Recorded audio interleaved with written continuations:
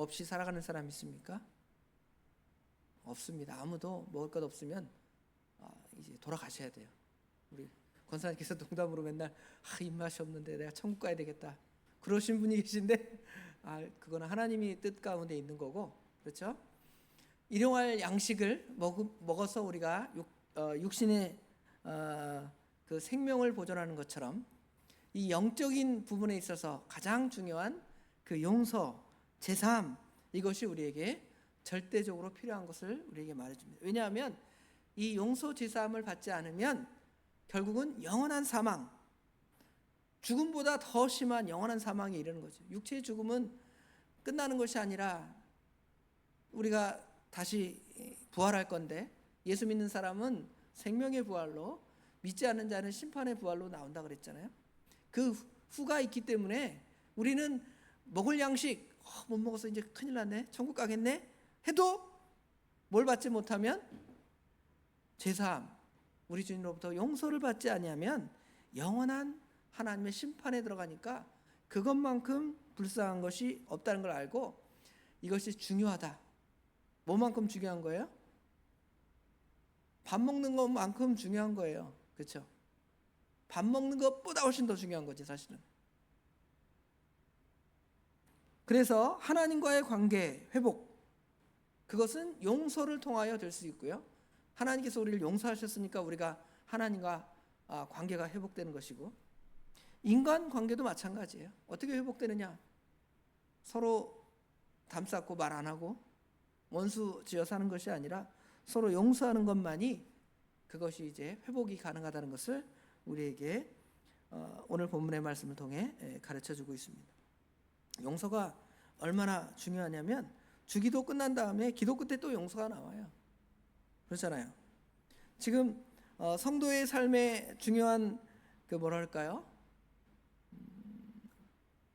중요한 경건 그 행위, 그렇죠? 경건 행위가 뭐가 있냐면 구제하는 거. 6장 1절부터 구제가 나오죠. 그 다음에 6장 6절부터는 기도하는 게 나오죠. 그 다음에 16절부터는 금식하는 게 나와요. 이게 굉장히 중요한 성도들의 경건 생활인데, 이 경건 생활이 누구 앞에 되어지냐면 하나님 앞에 되어진다 그랬잖아요. 처음 시작에 사람에게 보이려 하지 않고 하나님 앞에 그렇게 보이게 하라. 그런데 이제 하나님 앞에 보이게 하려면 우리가 하나님과 통해야 되잖아요. 하나님 앞에 우리가 하나님은 전혀 받지도 않는데 내가 하나님과 통하겠습니다 하면 안 되잖아요. 어떻게 하나님과 우리가 통하는가? 하나님께서 우리를 용서하심을 통하여 그게 통해지는 거예요. 기도하는 것도, 여러분 기도가 언제 제일 막힐까요? 용서하지 않으면, 막혀있으면, 누군가 막혀있으면 기도가 안 되는 거예요. 하나님뿐만 아니라 우리 성도 간에 서로 갈등이 있어서 말 안 한다, 나 교회 안 가, 응? 나 누구 보기 싫어서 교회 안 가, 그런 사람이 막 기도가 술술 나오고 막 영적으로 기쁨이 차고 넘칠까요? 마음에 아마 심령에 그 흑암이 오는 거죠. 교통이 안 되는 거니까. 그래서 기도가 잘 되려면 용서를 잘 해야죠. 그러니까 주기도에도 용서가 나와 있고, 또 주기도 끝에도 벌써 용서가 나오는 거예요. 너희가 사람의 잘못을 용서하면 너희 하늘 아버지께서도 너희 잘못을 용서하시려니와, 15절에 너희가 사람의 잘못을 용서하지 아니하면 너희 아버지께서도 너희 잘못을 용서하지 아니하시리라. 갑자기 주기도가 나오다 이게 왜 나왔을까? 이걸 생각해 보면 이 주기도에서의 이 용서의 기도가 얼마나 우리에게 중요하다는 것을 알 수가 있습니다. 그래서 어떤 의미에서는 사람이 먹고 사는 그 문제보다 죄사함을 받는 것이 훨씬 중요함을 알 수가 있습니다. 예를 들어 한 병자, 중풍병자가 있는데, 이 사람이 이제 사람들이 예수님 그 주위에 너무 많이 몰려 있어서 예수님께 가까이 못 나가죠. 그러니까 어떻게 하죠? 사람들이 그 병자를 지붕 뜯어 내고 이렇게 달아 내립니다. 내릴 때 우리 주님께서 뭐라고 그러셨어요? 일어나 걸어라 그랬어요? 그러지 않고 네 죄사함을 받았느니라 그러잖아요. 얼마나 중요하면 그것이 내 병 고치는 게 얼마나 사람에게 중요해요. 그렇죠? 그거보다 중요하다는 것이죠. 밥 먹는 것보다 중요하고 다음에 아까 말한 대로 병 나는 것보다 중요한 것이 바로 우리 주님께서 말씀하신 죄사함, 용서의 원리가 그 안에 담겨 있습니다. 그럼 이제 죄에 대해서 좀 생각을 해봅시다. 그러면 죄라는 단어가 그 헬라어 여러 단어가 있는데 여러분 뭐 단어 얘기하면 또 복잡하니까 그 의미들을 몇 가지로 얘기해 볼게요. 첫 번째 의미는 그 원어로 얘기하면 아말티아인데 뭔 뜻이냐면 그 여러분 양궁 아시죠? 양궁에 타겟 딱 있잖아요. 딱뭐좀 10점, 9점 뭐 나오잖아요. 근데 딱 쐈는데 아무데도 안 꽂혔어요. 빵점. 그렇죠? 완전 빗나갈 때 있습니다. 그걸 갖다가 이제 하말티아 그래요. 그래서 관역을 맞추지 못했다. 죄라는 단어를 그런 단어를 써요. 또 어떤 단어가 있냐면 여러분 그 운동 경기 할 때 트랙 경기 있죠. 트랙 경기 하면 그 예를 들어 육상 또는 수영 뭐 이런데 자기 라인으로 열심히 가야 되는데 그렇죠? 어떻게 해요? 옆 라인 그렇죠? 옆 라인으로 가면 어떻게 돼요? 실격 그러잖아요.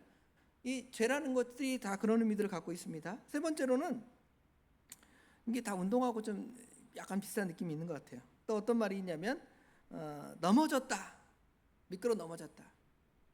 예를 들어 이제 권투 같은 경기에서는 막 서로 때리고 하잖아요. 하다가 팍 맞아갖고 그냥 어떻게 돼요? 다운 넘어지잖아요. 넘어지면 지는 거잖아요. 다운. 근데 카운트하면 지는 겁니다. 넘어졌다. 죄라는 의미가 이렇게 다양하게 표현되어 있습니다. 아노미아라는 단어가 있는데 이 단어는 법을 무시한 그 규칙대로 해야 되는데 규칙대로 하지 아니할 경우에 이제 실격이 되는 거죠. 그런 개념을 분명히 갖고 있고요. 이제 가장 중요한 그 죄의 의미 중에 어떤 의미가 있냐면 빛을 갚는다, 빛을 탕감하다, 이런 의미를 갖고 있는 단어가 있습니다. 뭐 이제 여러분 그 인터넷 검색해 보면 헬라어 죄 쭉 나와 있어요. 네, 그 의미들만 제가 대충 여러분에게 가르쳐 줬습니다.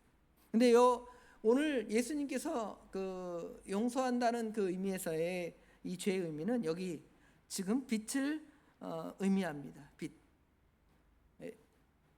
치읓빛이 아니고 지읒빛. 갚아야 될 거. 그렇죠? 당연히 갚아야 할 부채를 갚지 않는 거. 그게 죄예요. 이 부채는 혼자 후회하고 뉘우친다고 해서 해결되는 것이 아닙니다. 반드시 어떻게 해야 되냐면 갚아야 돼. 갚아야만 이제 그 죄가 면해지는 거예요. 몇 년형. 그 형기를 채워야죠. 사면되면 물론 그 형기를 채우지 않는 경우가 있지만 하여튼 사면을 받아도 분명히 그 사면 받지 않으면 그 죄의 문제가 해결되지 않는 거예요. 우리 다윗이 하나님께 범죄했을 때 그 다윗이 하나님께 내가 잘못했습니다. 그렇게 고백하잖아요.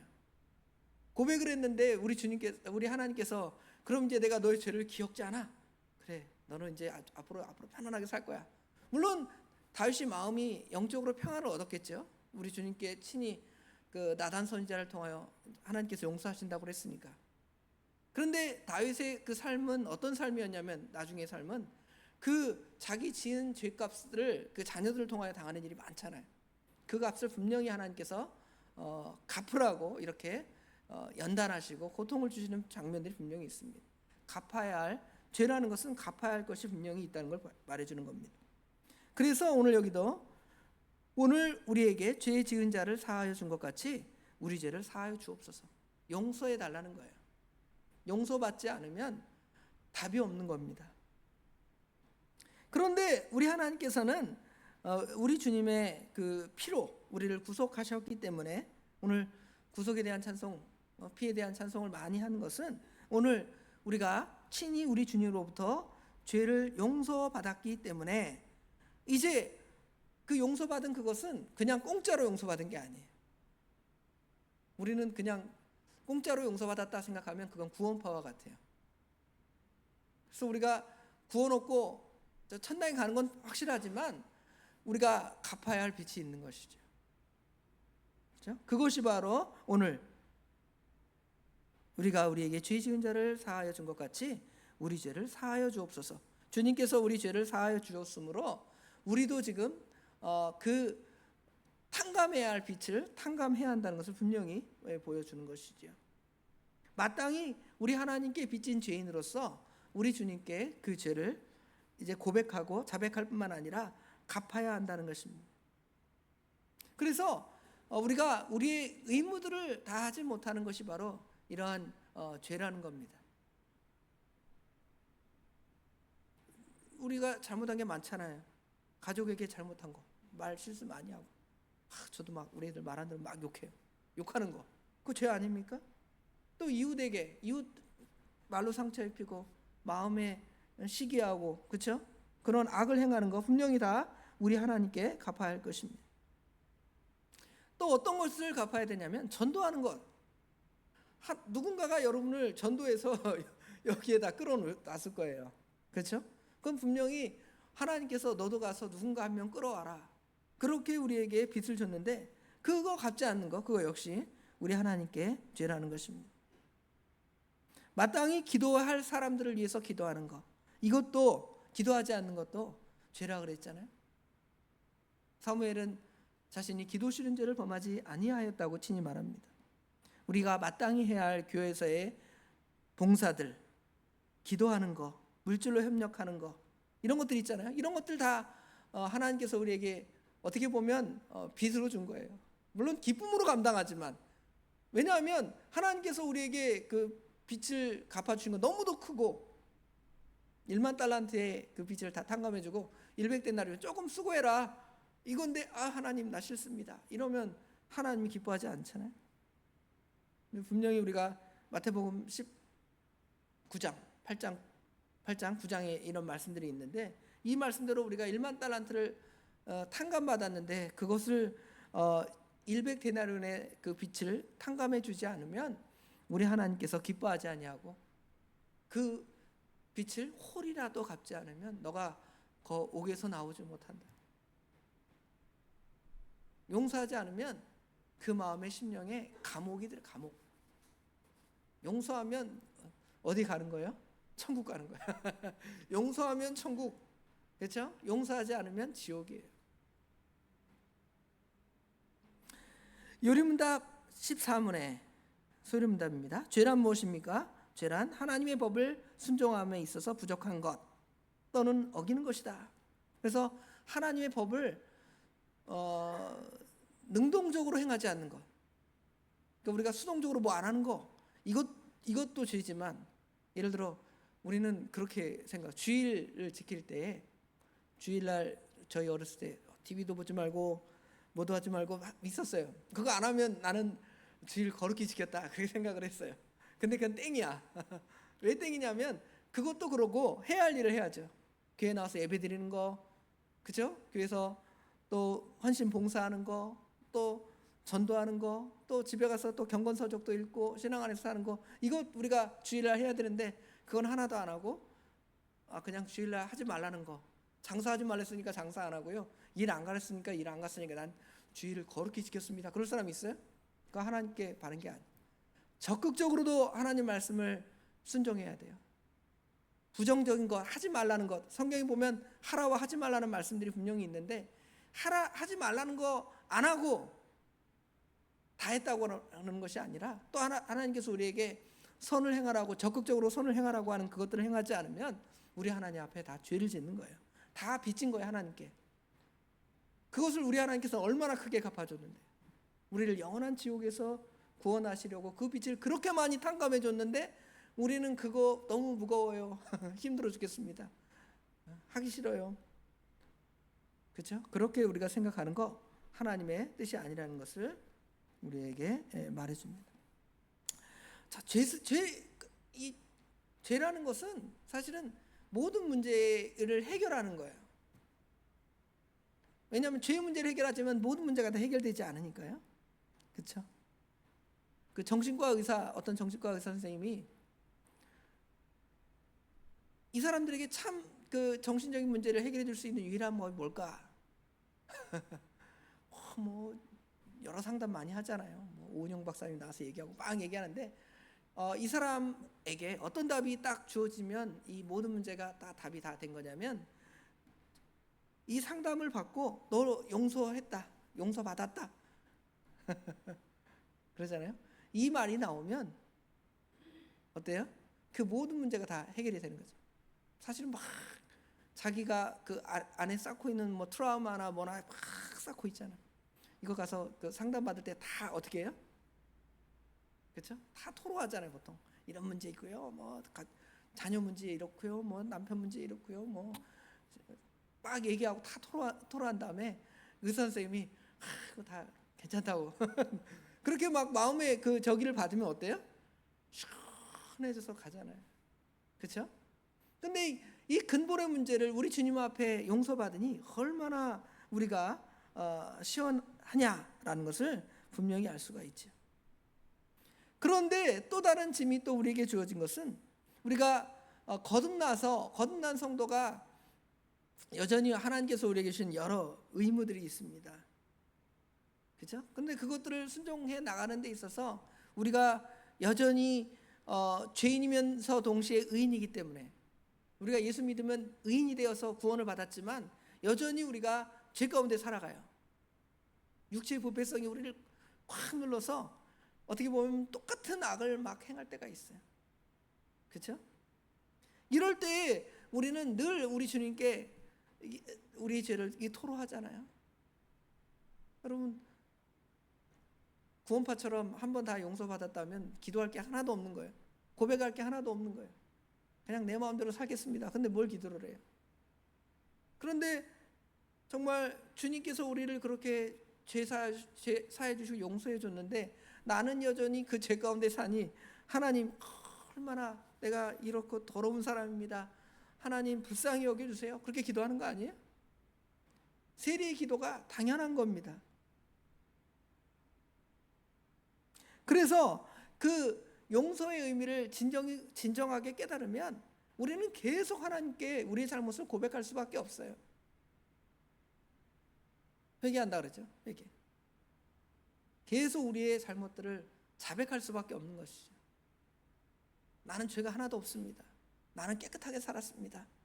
없어요. 그 마음으로 조금이라도 보면 분명히 다 죄가 있고, 또 하나님께서 그래도 그거 말하니까 하나님 감사합니다 하고 돌아가잖아요. 그러니까 사실 되게 사람들이 우리 기독인들을 진짜 속 편한 사람으로 생각할 수 있어요. 맨날 죄 짓고 와서 맨날 용서해 주죠, 그리고 기뻐서 가니까. 그러나 그거 계속 지고 가는 사람들은 얼마나 이게 무거운 짐을 지고 가는지 모르겠습니다. 왜 용서해야 하는가의 측면에서 보면, 여기 우리가 이 본문을 읽을 때 오해할 수가 있습니다. 여기 어떻게 오해하냐면 12절에 보면 우리가 우리에게 죄 지은 자를 사하여 준 것처럼 우리 죄를 사하여 주세요. 그러면 어떤 느낌이 됩니까? 이 말씀을 딱 읽을 때 내가 누구를 용서해야 하나님께서 나를 용서해 주는 것처럼 생각을 해요. 그러면 하나님께서 나를 죄 용서하시고 구원하시는 것이 우리 하나님의 구원의 그 통로에 있는 게 아니라 내가 선을 행하고 내가 착한 마음을 가져야 하나님께 용서받을 수 있다, 이런 뉘앙스로 이 본문을 분명히 오해해서 읽을 수 있습니다. 그러나 그러지 않아요. 이 기본 안에는 벌써 우리 구원받은 성도가 우리 하나님께 기도하는 거지, 구원받지 않는 사람들이 무슨 기도합니까? 하늘에 계신 우리 아버지로부터 시작하잖아요. 그렇죠? 이건 분명히 구원받고 하나님의 백성 된 사람이 기도하는 기도예요. 그러니까 우리 하나님으로부터 기본적으로 죄를 다 용서받은 사람들이, 그렇죠? 여전히 죄 가운데 살아가고 부족함이 있으니까 하나님 그 죄를 용서해 주세요. 근데 내가 이 용서받을 수 있는 그 근거는 우리 하나님께 있습니다. 그렇죠? 그런데 아버지 하나님, 내가 아무개 잘못 용서했고 아무개 잘못 용서해 줬잖아요. 그러니까 하나님 나 용서해 주세요, 그런 게 아니라 하나님이 나를 용서해 주신 그것이 얼마나 큰데, 그렇죠?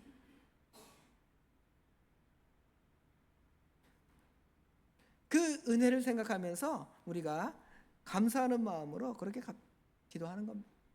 용서 받기를 그렇게 구하는 것입니다. 아까 1만 달란트의 그 스토리는 다 말씀드렸고요. 우리가 진정으로 어떻게 하면 진정으로 용서할 수 있는가? 그 답은 어디에 있을까요? 내가 하나님으로부터 얼마나 큰 용서를 받았는가를 깨달아야 돼. 그걸 깨닫지 못하면, 그렇죠?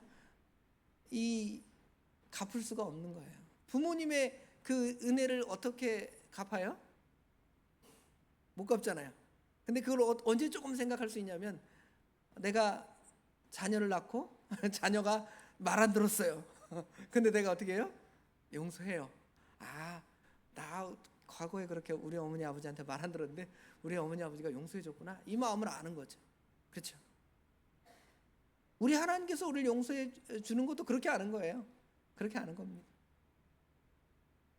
내가 용서해 주고 보니까 내가 사실은 하나님으로부터 얼마나 큰 용서를 받았는데 요거 용서해 주고 생색내네.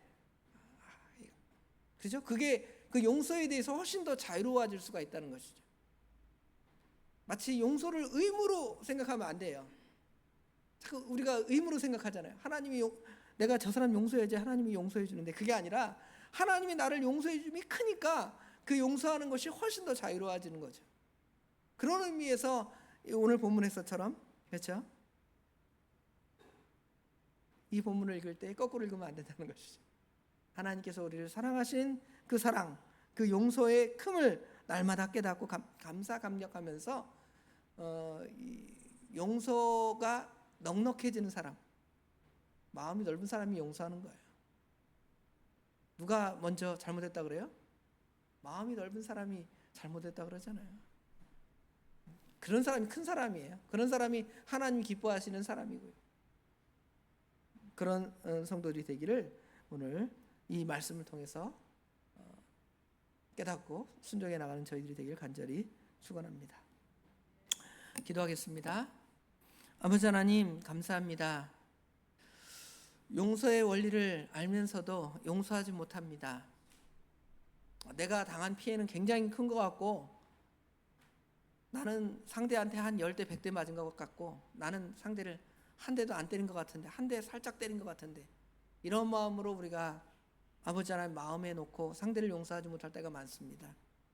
그러나 우리 하나님께서 우리를 사랑하시는 것, 그걸 생각하면 하나님께서 우리를 사랑하셔서 인간을 아름답게 창조하시고 하나님 기뻐하시는 뜻을 이루라고 그렇게 창조했지만, 우리가 하나님을 거역하고 나가서 그냥 하나님이 나도 모르겠다, 너 그냥 지옥불에나 들어가라, 그렇게 두셨으면 우리는 그거 당할 수밖에 없지만, 하나님께서는 우리를 그렇게 두지 아니하시고 자신의 가장 사랑하시는 자, 독생자 예수님을 우리에게 주셔서 그분의 피를 믿는 모든 사람들에게 참된 용서와 사랑을 주신 것을 생각하면 우리가 용서하지 못할 것이 어디 있습니까?